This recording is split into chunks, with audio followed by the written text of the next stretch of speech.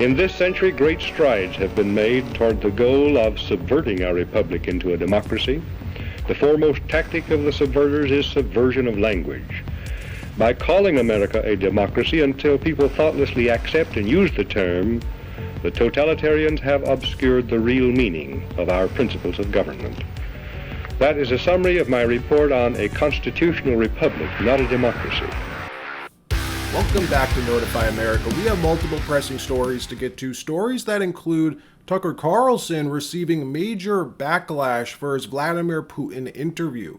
Backlash that has him facing a full-on assault from Western media as the deep state rolls out all of their goons to criticize him, lie about him, prepare as many people, as many Americans, for the dose of truth they're about to receive once this interview is released, which, by the way, is scheduled to go live tonight at 8 p.m., which is why we're seeing them do all of this, roll out all the stops, prepare their audiences by telling them they shouldn't believe what they hear in this interview.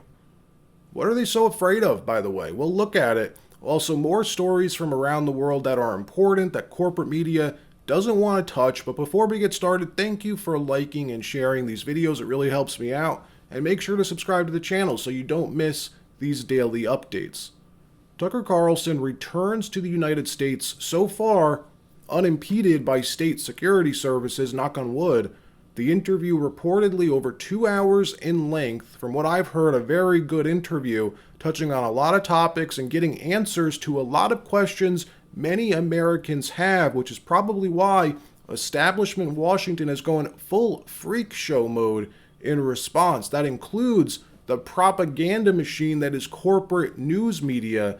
But let's just take a minute and think about this, right? If we had an honest media, wouldn't you think they'd be getting Tucker's back, defending not only his right to interview the president of Russia, but coming out in unison to say it's a good thing he was able to get this interview, risk his life in the process, going to Russia, you know, as Ukraine's secret police have added him to their list. We can't say more than that on YouTube, but whether you're ideologically aligned with Tucker or not, the fact that he was able to sit down with the head of the largest nuclear power on the globe for 2 hours, ask him questions, have a real dialogue, especially while we're in the middle of a war, that's a good thing, isn't it?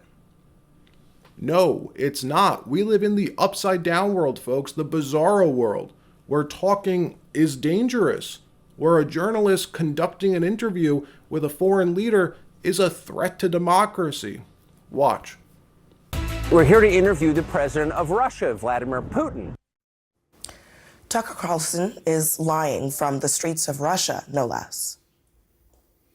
Not a single Western journalist has bothered to interview the president of the other country involved in this conflict, Vladimir Putin. That's a lie. Serious news outlets, including CNN, have requested Putin to interview over and over again. Most Americans have no idea why Putin invaded Ukraine or what his goals are now. They've never heard his voice.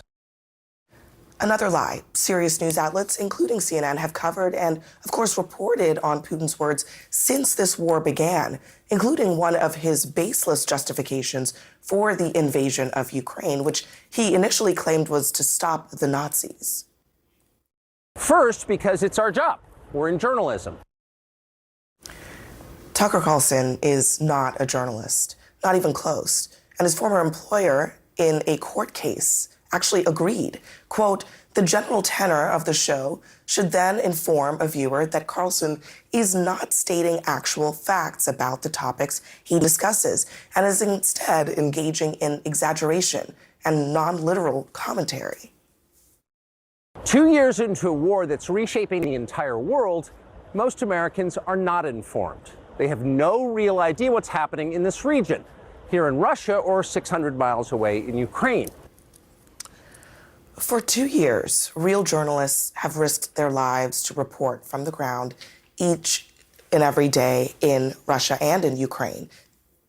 Abby, thank you so much for calling out so many of Tucker Carlson's lies. There are so many of them in that 4.5-minute video that it's hard to get at all of them, but I'm glad you dismantled some of the most important ones. So that's Abby Phillips telling the CNN audience that Tucker Carlson isn't a journalist. Did you notice, by the way, what they did there? They didn't let anyone hear what he was really saying. They just clipped 5 words and they call him a liar.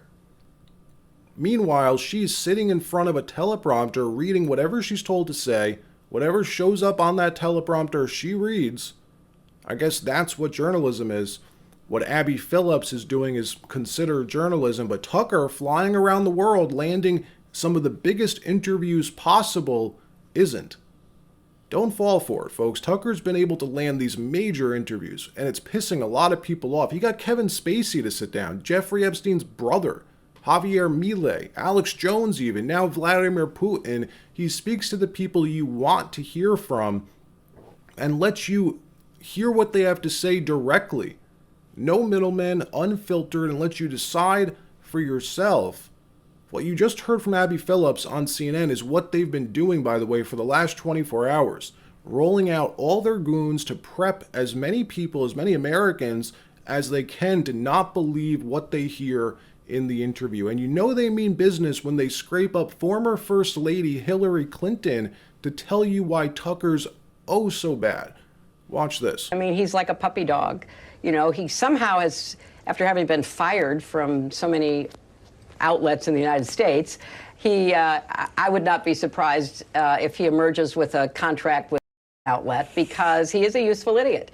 He says things that are not true. He parrots Vladimir Putin's pack of lies about Ukraine.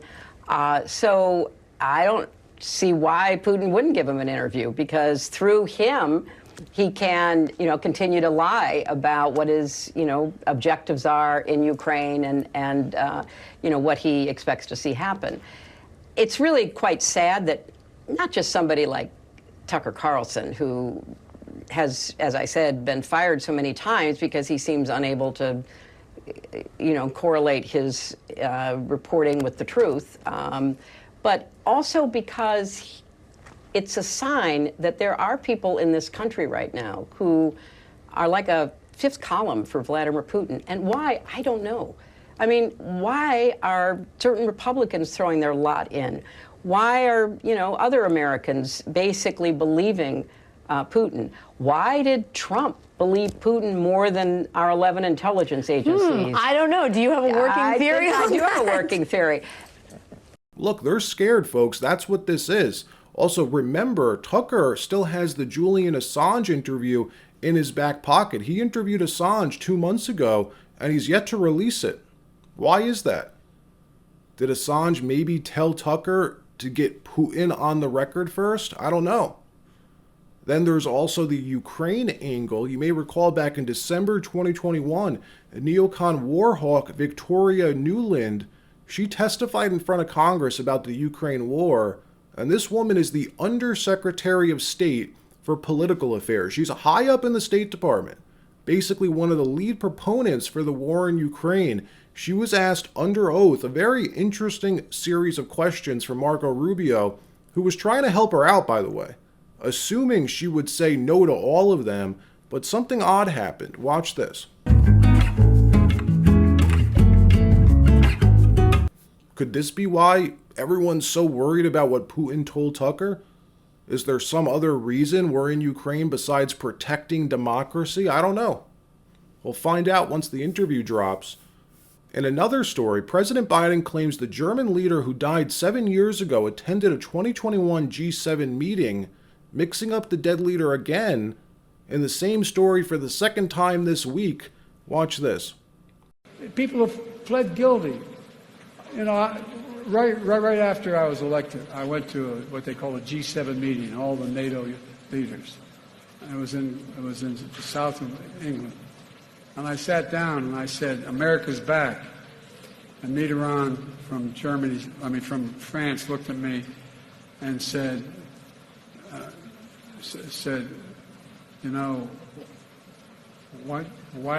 long are you back for? And I looked at him, and the Chancellor of Germany said, what would you say, Mr. President? This is the second time Joe told this story, by the way, this week. The first time he mixed up French President Macron with a leader who died 30 years ago or so. And look, new polling shows that the vast majority of voters are concerned about the president's age. Currently, Joe's 81 years old. If he wins re-election, he'll end his second term at the age of 86. This comes, meanwhile, as CBS just announced that Joe Biden has refused to accept the traditional presidential Super Bowl interview watched by millions of people. Normally, presidents jump at the chance to get their message out directly to the American people. The Super Bowl is a surefire way to target a major audience. Donald Trump posted on Truth Social last night saying, quote, "I would be happy to replace him, would be ratings gold," he said. So we'll see if CBS takes him up on that. All right, that wraps up this episode. And don't forget, Tucker's Putin interview drops tonight at 8 p.m. We'll cover it in tomorrow's broadcast, but if you did want to see it, he's posting the full unedited interview for free on X, he said. All right, like, subscribe, and we'll see you next time.